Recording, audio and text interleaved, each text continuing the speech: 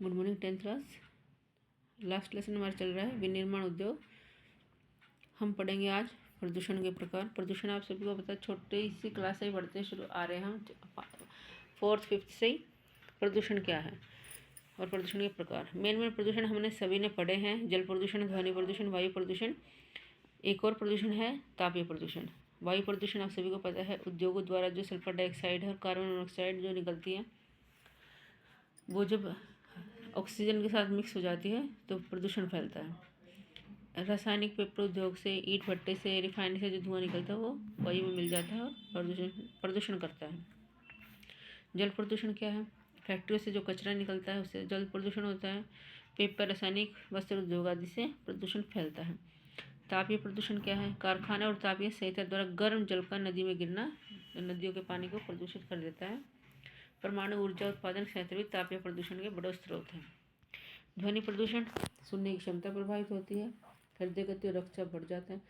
ध्वनि प्रदूषण होता है जब बहुत तेज़ आवाज़ में लोग, जैसे म्यूजिक सिस्टम आप सबने देखा शादी ब्याह के टाइम पर बहुत तेज़ डीजे बजते हैं तो बिल्कुल ऐसा हो जाता है कि हमारी धड़कन बढ़ जाती है। तो ये हमारा ध्वनि प्रदूषण है।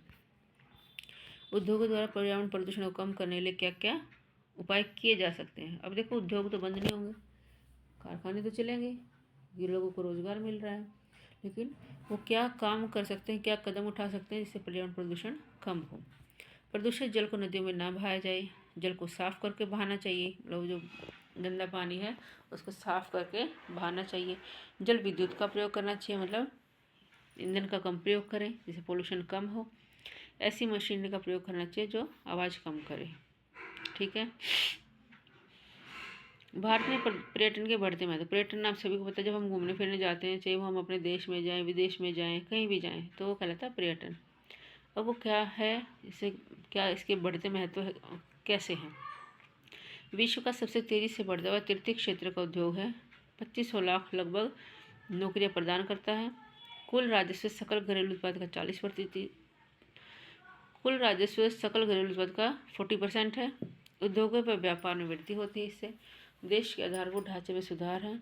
अंतर्राष्ट्रीय बंधुता बढ़ाने में उपयोगी है। आजकल मेडिकल टूरिज्म आदि का प्रचलन बढ़ा है और इससे हम जहाँ भी हम घूमने जाते हैं तो हमें वहाँ की संस्कृति का पता चलता है। ये भी एक पॉइंट आप याद कर सकते हैं। वहाँ के लोगों से मिलते हैं तो भाईचारे की भावना बढ़ती है। ये भी हम पॉइंट्स याद कर सकते हैं। लेसन हमारा कंप्लीट हो गया है। आई होप आप सभी को इस समझ में आ गया होगा।